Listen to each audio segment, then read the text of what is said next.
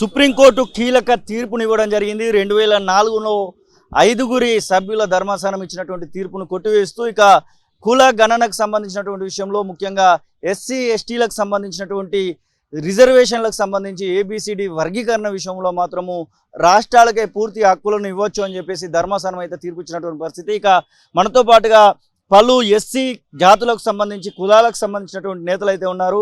57 SC కులాలు ఉంటే ఉపకులాలు అన్ని కలిపితే దానికి అధ్యక్షులుగా కొనసాగుతున్నటువంటి రాజలింగం మనతో పాటుగా ఉన్నారు. అన్న, సుప్రీంకోర్టు తీర్పును ఎట్లా చూడొచ్చు అంటారు? సుప్రీంకోర్టు చేసిన తీర్పు మేము స్వాగతిస్తున్నాము. ఎందుకంటే 7 మంది జడ్జితో కుసబెట్టి మరి ఈ యొక్క వరికన కావాలని చెప్పేసి చేసినప్పుడు దాంట్లో ఒకరు కాదన్నా 6 మంది ఏకమై వాళ్ళొక చేసినందుకు వాళ్ళకు మేము ముఖ్యంగా ధన్యవాదాలు తెలియజేస్తున్నాము. వాళ్ళకి వాళ్ళ జడ్జిలకు. అదే కాకుండా మేము ఏమంటున్నామంటే ఈ యొక్క వరికన కావాలని చెప్పి 30 సంవత్సరాల నుంచి ఎంఆర్పిఎస్ మరి కాలుకు బల్పం కట్టుకొని తిరుగుతూ ఉన్నారు. అందులో ఎంతోమంది ప్రాణాలు అర్పించారు. చాలామంది గాంధీ భవన్ పోయి ప్రాణాలు అర్పించారు. అలాగే ఇక్కడ రాజన్న ఉన్నారు, ఇటుక రాజన్న గారు అసెంబ్లీ ఎక్కి మరి దూకే పోయే పరిస్థితిలో కూడా ఆయన ప్రాణాలు అర్పించే పరిస్థితిలో ఏదో బతికి బయట కట్టిండు. ఇలాంటి వాళ్ళు చాలామంది ఎంఆర్పిఎస్లో ఉన్నారు. వాస్తవానికి ఈరోజు ఎంఆర్పిఎస్ ద్వారా మరి ఈ యొక్క వరికన్న జరుగుతుందంటే మా ఎస్సీ 57 ఒప్పుల తరఫున మేము చాలా సంతోషపడుతున్నాను. ఇంకా ఏమైనా డిమాండ్స్ ఉన్నాయా? ఇప్పుడు తెలంగాణ రాష్ట్రంలో కూడా అవసరమైతే స్పెషల్ ఆర్డినెన్స్ తెచ్చైనా సరే మేము ఇక్కడ ఏబిసిడి రిజర్వేషన్ కల్పిస్తామనేటువంటి మాట ముఖ్యమంత్రి చెప్తా ఉన్నారు. అయితే మేము ఏమంటున్నామంటే ఎప్పుడైతే ఇప్పుడు ఆర్డినెన్స్ తీసుకొస్తా అంటున్నారో పార్లమెంటులో మేము ఏమంటున్నాం, పార్లమెంటులో ఆర్డినెన్స్ పెట్టేసి వరికన్న జీవో తీయాలని చెప్పినాం. జీవో తీయాలి.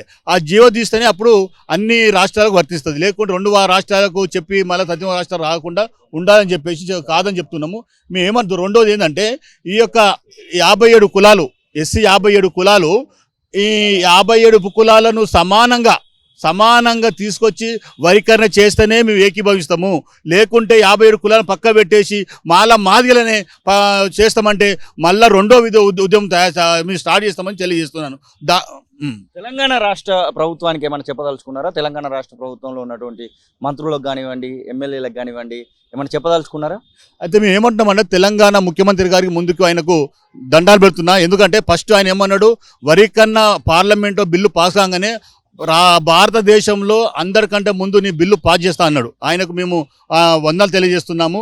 కానీ ఏమంటున్నామంటే ఎస్సీ వరికన్నలో మా బుడగ జంగాలు, మాస్టి, సింధు, బైండ్ల, గోసంగి, ఒలేదాసరి, మాలజంగం, మాల మాస్టి, మాల సన్నాసి ఇవన్నీ కులాలు ఉన్నాయి. ఈ కులాలని పక్క పెట్టి చేస్తే మేము ఊరుకునే ప్రసక్తి లేదని చెప్పి సీఎం గారికి మేము తెలియజేస్తున్నాము. అదే కాకుండా ఎమ్మెల్యేలకు తెలియజేస్తున్నాము, మీరు మాల మాదిగలు మాకంటే ఐలో ఉన్నారు, ధనంలో ఉన్నారు, ఎమ్మెల్యేలు ఉన్నారు, ఎంపీలు ఉన్నారు. కానీ మేము ఇంతవరకు ఎస్సీలో ఉన్న ఉపకులాలు ఇంతవరకు ఎమ్మెల్యే లేరు, ఎంపీ లేరు, ఎవరు లేరు. మేము సపోజ్ ఈ రోజు ఎంపీ సీఎం గారి దగ్గర పోతే అపాయింట్మెంట్ దొరకడం కష్టం అవుతుంది. మేము ఏమంటున్నామంటే మాకు అపాయింట్మెంట్ దొరకడం ముఖ్యం కాదు, మాకు రాజకీయంగా మాకు పదవులు కావాలని అడుగుతూ ఉన్నాం. ఎప్పటిదాకా మేము ఈ యొక్క అడుక్కునే బతకాలి. అది కాదు. మాకు ఇంకో ముఖ్యమంత్రి గారు ఏమన్నారంటే మొన్న అసెంబ్లీ ఎలక్షన్ ముందు మన చేవేల గడ్డ పైన ఎస్సీ ఉపకులాలకు ప్రత్యేక ఫైనాన్స్ కార్పొరేషన్ ఏర్పాటు చేస్తా అని చెప్పేసి అక్కడ వాగ్దానం చేసిండు.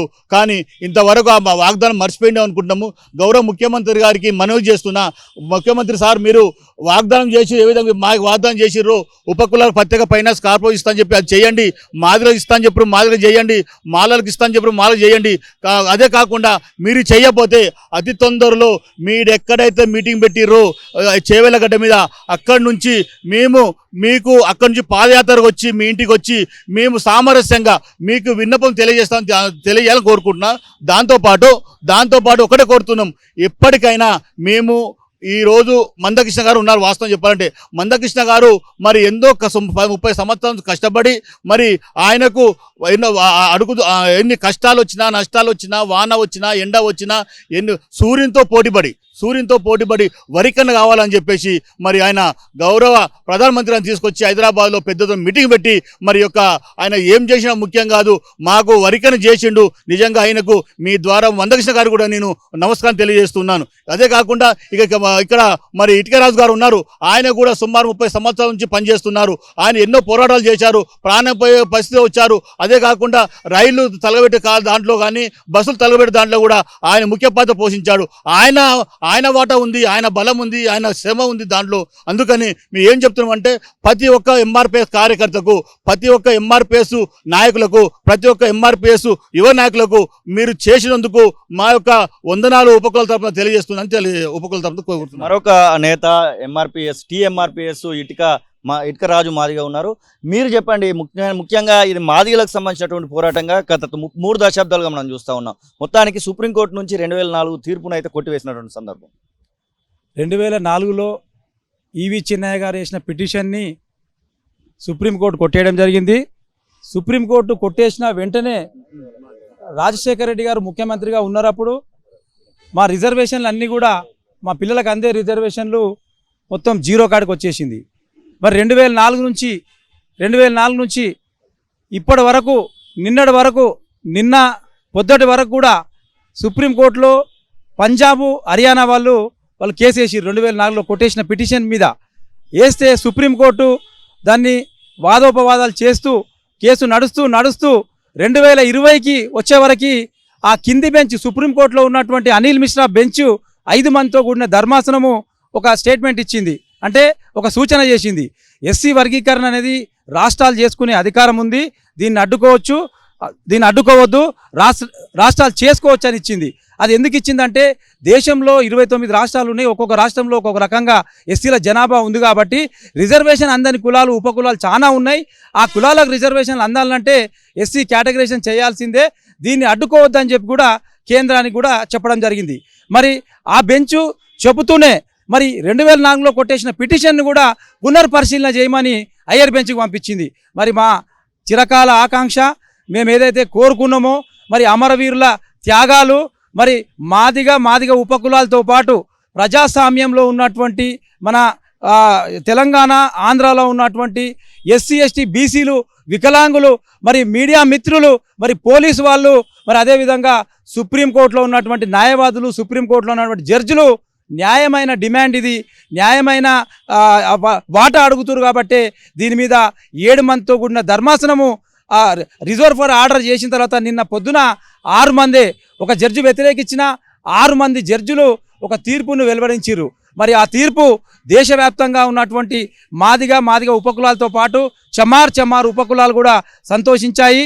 మరి నిన్న పొద్దున జరిగిన తర్వాత వెంటనే అసెంబ్లీలో రేవంత్ రెడ్డి గారు ముఖ్యమంత్రి అయిన తర్వాత ఆయన మొదట అసెంబ్లీలోనే, అంటే తీర్పు వచ్చిన వెంటనే అసెంబ్లీలోనే వర్గీకరణ ఎట్టి పరిస్థితుల్లో తెలంగాణ రాష్ట్రంలో మొదట నేనే, దేశం మొత్తంలో అన్ని రాష్ట్రాల్లో ఫస్ట్ నేనే అమలు చేస్తా అని చెప్పడం, మరి అక్కడ ఏదైతే ఉద్యోగాల నోటిఫికేషన్ ప్రకటించినో ఆ ప్రకటించిన దాని మీద కూడా నేను రిజర్వేషన్లు వాళ్ళకి అందే విధంగా ఏ రకంగా చేయాలనో ఆ రకంగా నేను నష్టపోకుండా చేస్తానని చెప్పి కూడా హామీ ఇవ్వడం జరిగింది. మరి రేవంత్ రెడ్డి గారికి కూడా ధన్యవాదాలు తెలుపుతా ఉన్నాం. సుప్రీంకోర్టులో ఉన్నటువంటి 6 మంది జడ్జిలకు ధన్యవాదాలు చెప్తా ఉన్నాం, మీడియా మిత్రులకు ధన్యవాదాలు చెప్తా ఉన్నాం, పోలీసు అధికారులకు ధన్యవాదాలు చెప్తా ఉన్నాం. మరి అదేవిధంగా ఇప్పుడు ఏదైతే ఆ రిజర్వేషన్లు రాష్ట్రాలు చేసుకోవచ్చని ఇచ్చినాయో, కొన్ని రాష్ట్రాలలో రిజర్వేషన్లకు వ్యతిరేకంగా కూడా కొంతమంది బలంగా పోరాడుతూ ఉన్నారు. మరి ఇక్కడ రేవంత్ రెడ్డి సానుకూలంగా ఉన్నాడు, మరి ఏపీలో చంద్రబాబు నాయుడు సానుకూలంగా ఉన్నాడు కాబట్టి ఎస్సీ వర్గీకరణ జరిగే అవకాశాలు ఉన్నాయి. కానీ దేశవ్యాప్తంగా జరగాలంటే ఇది భారతదేశం ఉన్నటువంటి పార్లమెంట్లో దీన్ని రాజ్యాంగ సవరణ చేయాలా, ఆర్డినెన్స్ తీసుకురావాలా, పార్లమెంట్లో బిల్లు పెట్టాలా. కాబట్టి ఖచ్చితంగా మోడీపై ఈ బాధ్యత ఉంది. పార్లమెంట్లో చట్టం తీసుకురావాలా, రాజ్యాంగ సవరణ చేయాలా. కాబట్టి రాజ్యాంగ సవరణ చేసి చట్టం తీసుకొస్తే దేశవ్యాప్తంగా ఏ రాష్ట్రాల్లో ఎస్సీలలో ఉన్న ఉపకులాలు వెనకబడిపోయినాయో, రిజర్వేషన్లు అందట్లేవో వాళ్ళందరికీ కూడా అందుతాయి అని చెప్పి సందర్భంగా తెలియజేస్తూ ముగిస్తున్నాను. జై భీమ్, జై మాది. మీరు చెప్పండి, మొత్తానికి 3 దశాబ్దాల మీ యొక్క కళ నెరవేరుతున్నటువంటి సందర్భాన్ని మనం చూస్తూ ఉన్నాం. నా పేరు రామస్వామి, నారాయణపేట జిల్లా మరకెల్ గ్రామము. 30 సంవత్సరాల నుంచి ఏబిసిడి వర్గీకరణ చేయాలని టీఎంఆర్పిఎస్ ఆధ్వర్యంలో ఇటుకరాజు అన్న నాయకత్వంలో మరి చాలా హైదరాబాద్కు చాలాసార్లు మీటింగ్లకు వచ్చినాం, మరి సభలు ఏర్పాటు చేసుకున్నాం, ధర్నా కార్యక్రమాలు చేసినాం. మరి అప్పటి నుంచి ఇప్పటి వరకు ఏ ప్రభుత్వాలు కూడా అప్పుడు చర్య తీసుకోలేదు. ఇప్పుడున్నటువంటి గౌరవ జడ్జీలు, సుప్రీంకోర్టు జడ్జీలు 6 మంది జడ్జీలు సుప్రీంకోర్టు ఏబిసిడీలు చేయడం న్యాయమే అని వాళ్ళు చెప్పడము ఈ దేశ ప్రజలు మొత్తం హర్షించిండ్రు.